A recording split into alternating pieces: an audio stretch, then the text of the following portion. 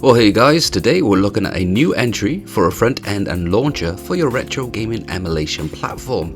Out now for Android devices. I recently created a video on the newly released Retroid Pocket 3, where I stated I had some problems with the built-in front end and needed a working one. So here's steps in one called daijisho, or however you pronounce it.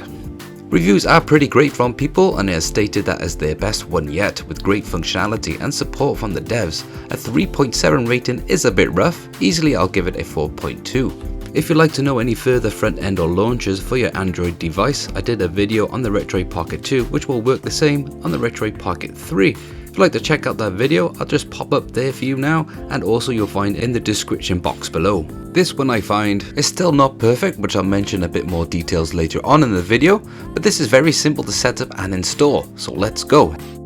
Head to the Play Store and you will find it located there. After installation, it will then ask you to first choose which systems you want to add to your front end. It will pop up with some error with a pop-up, so just ignore that by confirming it, and you will see the default theme is looking very smart. But as we navigate around and select the system, no games can be found.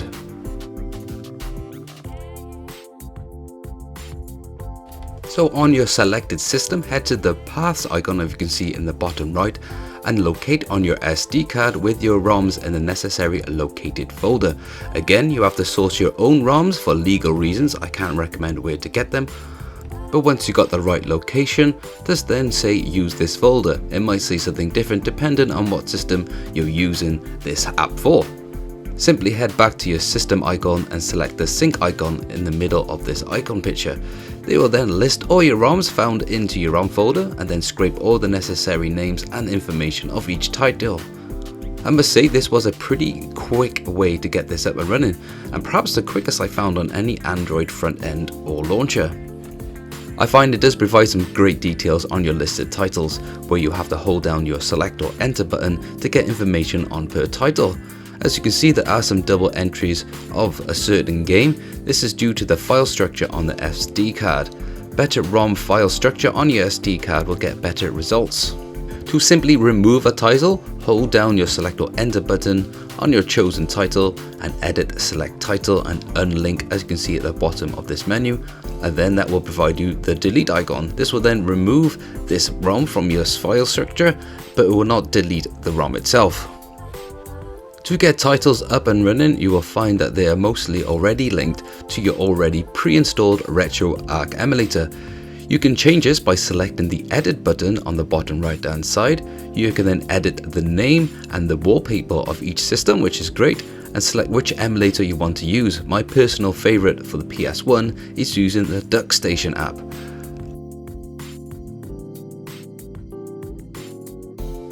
I have to get that ×2 resolution and that widescreen fix for me on these PS1 games. There's definitely some nice surprises and further stability than I found using this launcher, as with PSP games it will boot straight into the app, and then as you close the game it will then divert back straight into this launcher. A lot of front ends could not handle that, even using Redream for the Dreamcast. Sometimes you would just boot the game up and then it will be a nightmare to try and close and get back to the launcher, but this is a very stable experience at the moment. One welcoming feature is its widget section. Really like its retro achievement section, love getting those chivos. To set this up, you just have to add the widget and then hold down on the icon to bring up the credential entry. This will then sync it up and you can see all your progress for getting your chivos for your games that you've got installed onto your device. Now, one main feature that I find that stands out from a lot of the rest of these front end and launchers is its settings. There's plenty to go around here to have a fiddle with. I just mentioned some of the essentials that I came across that are worthy of mentioning. You can access the Android device settings from this front end, which is a nice touch, so then you can simply access the OTA update. You can always download and add more systems here. With adding aggressive scraping system on, it will then force results to have a better scraping info on some of these titles that we've got misnamed, but that would struggle to get you the best results. If you have already used the launcher Pegasus in the past, you can then import its data and settings from that app over to here, so it's much more simple to integrate using this app. But the most fun part is downloading alternative theme packs. With a good variety already in these early stages, it is worthy of having a good nose around to see what suits you. You can also change the theme coloring. I just went with blue. This just changes the selection icon and also the font. No biggie, but just a nice touch. You can also select which section the launcher will boot straight into. I like to go straight into platforms. And there is also an app section here that displays all your installed apps, so everything can be accessed with this launcher. After scraping your images, you will find that some systems have better results than others. For the ones that are missed, it can be made due to the title and scraped search name. This can be easily accessed by editing your title and deleting that failed name, and then adding a correct one for both the name title and the scraped name.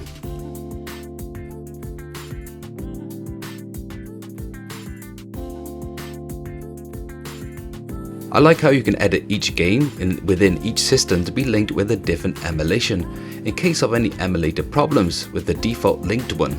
Though when it came to my FB Neo arcade system, some titles here I needed to be linked up with a MAME emulator, but when I access each game and link it to another system, it only gave me FB Neo cores. So that's a bit of a shame. I like to have that feature added. So as mentioned before, there are just a couple of things I like to see added, and this is early stage. One thing is the layout of the systems. I do like to see more of the systems available than just one system taking up the entire screen. I just like to see what's coming. I also found sometimes changing the selected system from left to right was very fiddly, as you have to make sure that you have the font selected, which is very small on this menu. With the failed scraped games and information, it would be nice to be able to apply a download picture straight from Google that will be automatically linked like other front ends do provide. But here you have to go to Chrome, download it manually, and then link up the file to it. Not of a fan, but another great thing will be able to have a pop-up selection menu on that mislinked game, and then select which title you want to link it up to, and then that will scrape the information needed. Just something other front ends do provide.